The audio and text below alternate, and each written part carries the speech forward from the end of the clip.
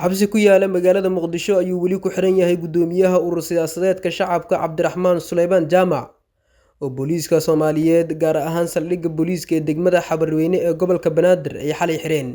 Cabdiraxmaan ayaa waxa ay booliisku sheegeen inuu ku eedeysan yahay ama ku kacay falal lid ku ah amniga qaranka, waxayna taliska qaybta guud ee booliiska gobolka Banaadir qoraal ay ka soo saareen arrinta xariga Cabdiraxmaan Suleymaan ku sheegeen in la horgeyn doono maxkamadda awoodda u leh wixii maxkamadaas uu ku helana uu leeyahay gudoomiyaha urur siyaasadeedka shacabka. Cabdiraxmaan Suleymaan Jaamac oo dhawaan wareysi bixiyay ayaa waxa uu sheegay in ururkiisa iyo warar kale ay dacwad heer caalami ah ay ka gudbiyeen madaxweynaha Jamhuuriyadda Federaalka Soomaaliya.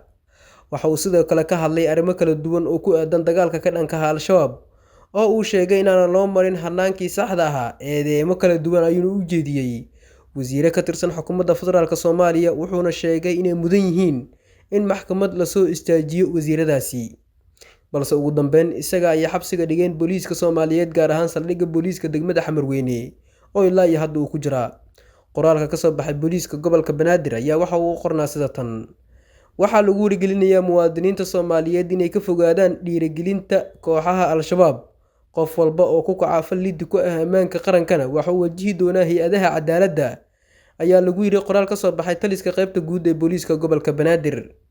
Xariga gudoomiyaha urur siyaasadeedka shacabka ayaa waxaa si kulul u cambaareeyay madaxdii hore ee dalka soo martay, xisbiyada mucaaradka ee dalka, siyaasiyiinta mucaaradka iyo sidoo kale mas'uuliyiin kale.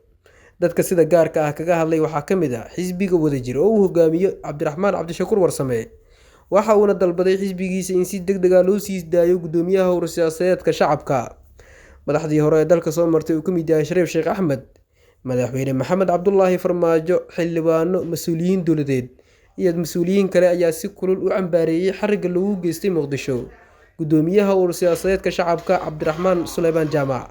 Cabdiraxmaan Suleymaan Jaamac ayaa waxa uu horkacaa urur siyaasadeedka shacabka, waxaana Cabdiraxmaan Suleymaan Jaamac la filayaa in la horgeeyo maxkamadda awoodda u leh qaadista kiiskan iyo sidoo kale eedeynta kala duwan oo ay sheegeen booliiska inuu ku eedeysan yahay oo ay ka mid tahay falal lid ku ah amniga qaranka. Muddooyinkii ugu dambeeyay booliiska Soomaaliyeed waxay xirxirayeen cid kasta oo lid ku ah amniga qaranka iyo dhiirigelinta Al-Shabaab, waxayna booliiska Soomaaliyeed maalmihii ugu dambeeyay xabsiga dhigayeen dadyo kala duwan kuwaas oo ay sheegeen inay ku eedeysan yihiin dhiirigelinta Al-Shabaab, falal lid ku ah amniga qaranka iyo sidoo kale u gafidda madaxda dalka.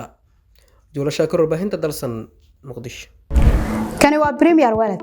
Lacag ugu dir saaxiibkaaga, ugu adeego meel kasta, ku bixi biilasha, u dir hana lagaaga soo diro meel walba, ka maamulo akoonkaaga iyo kaarkaaga Premier Bank. La soo deg maanta oo ku maaree kuna horumari noloshaada dhaqaale. Premier Wallet.